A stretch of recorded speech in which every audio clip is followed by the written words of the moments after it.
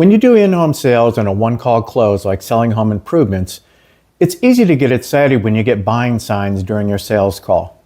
The best ones could be anything from, well, my neighbor just hired you, which means automatic credibility, plus they already know how much it is. Translation, unless you mess this up, it's a laydown. To more subtle, but still buying signs like in the warm-up if they ask you if you provide financing, or how soon you could get the work done.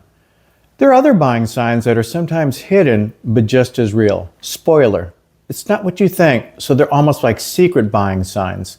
Being able to recognize these buying signs will help you make more money because instead of frustrating you, they will motivate you. After being in over 16,000 homes, here are 4 of the favorite things I like to see or hear when I'm selling.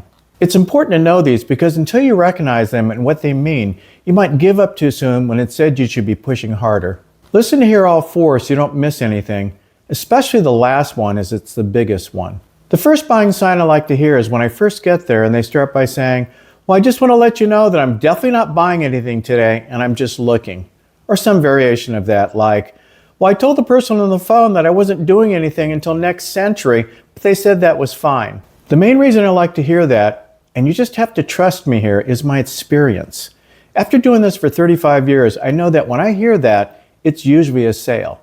If you don't believe me, talk to anyone who's been in this business for more than 5 years and they'll confirm that. The reason I think this is a big time buying sign besides what my experience has shown me is that it tells me a lot of things. The biggest thing it tells me, and please don't troll me because of how direct this is, but it tells me that as a customer they're weak and they know it. Why else would they be giving me their excuse up front? They're trying to put up a defense because they know that either they buy easily or that against a great salesperson they can't resist. So therefore they're starting to build up their sales guard now. Now if you came to my home and I wasn't planning to buy anything, I wouldn't say anything. I would just be polite, and at the end if I still wasn't sold, I would just say no and then offer you some water for the road. In fact, if I liked you and out of respect, I might offer to let you practice your close on me. I know that I'm strong and can say no easily. The people who aren't give you their defense in advance. Pro tip. Related to all this that my experience has taught me is that this is a job about opposites. The ones you think will never buy are the ones that will buy, and the ones you think will buy, never buy. The learning experience is that you just have to do your job every time and stop trying to figure it out. In fact, that's why anytime you go to someone's home and they start to give you any type of resistance at the start, I think it's a buying sign. They say things like, well, if it's more than $5, you're probably wasting your time. I wasn't going to do this, but the person on the phone was so pushy and they wouldn't take no for an answer. Or, I have no money and I'm not planning on doing anything until the year 2085.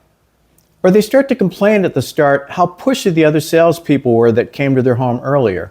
To me, when they do these types of things, it shows me that they really don't like the idea of having a salesperson come to their home. You know the type. You can tell they hate the whole idea of this. So step back and look at the big picture. They obviously don't like the idea of a salesperson coming to their home, and yet they still set the appointment. They've had pushy salespeople come to their home, and they invite more over.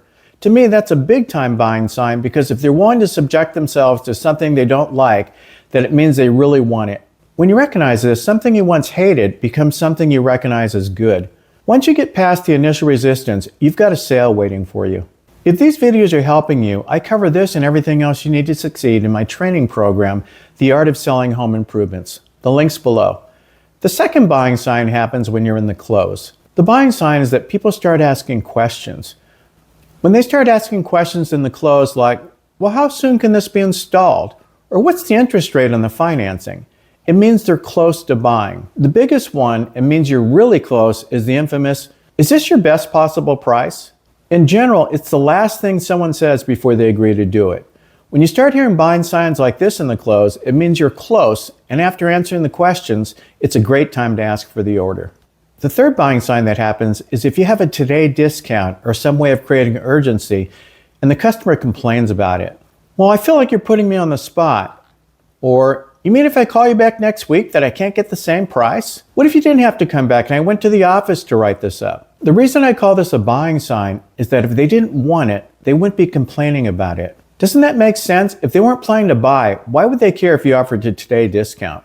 It's the fact that they want to buy it that makes them complain because now they're put on the spot. It means you're closer than you think. The trick here is to get them away from arguing about the today discount, but to the real issue of why they aren't buying. For example, I understand what you're saying, but regardless of whether we have this discount or not, what's the real reason you aren't just doing it? Or if you want a more philosophical approach, the close I like to use is this one. If you don't mind, can I make an observation? Sure, Ron. The reason you're feeling pressured is because your mind is telling you to do it, but you're fighting it. Be sure you smile after you say that, and you'd be surprised how well this works. Just to clarify, even though someone may not like something, doesn't necessarily make it bad or wrong. For example, when I went to renew my Office 365 subscription, I originally only wanted to do it for a year. That's until I saw the 3-year sign-up was way cheaper. Did it make me mad? A little. Did it make me feel like I was being sold? Yes. Did it make me feel pressured to commit for longer than 1 year? Absolutely. Did I like it? No. Then I signed up for the 3-year subscription. The fourth buying sign is the biggest buying sign of all that every customer you see gives you. Are you ready? It's that you're there. There's only one reason you're there, and that's because they're not happy with their current situation and they don't have a valid solution. There is no other reason they would let a total stranger come to their home and give up their valuable time to, and let's call it for what it is, let somebody try to sell them something. When you understand that you won't pre-qualify, which is think any lead is a waste of time, or get frustrated because you don't understand that you really do have a valid opportunity and that the real issue is that you don't recognize it or know how to handle it. They want to do something. All you have to do is sell them on the value of what you do and that your product will solve their problem. All leads suck equally. The variable is the quality of the salesperson.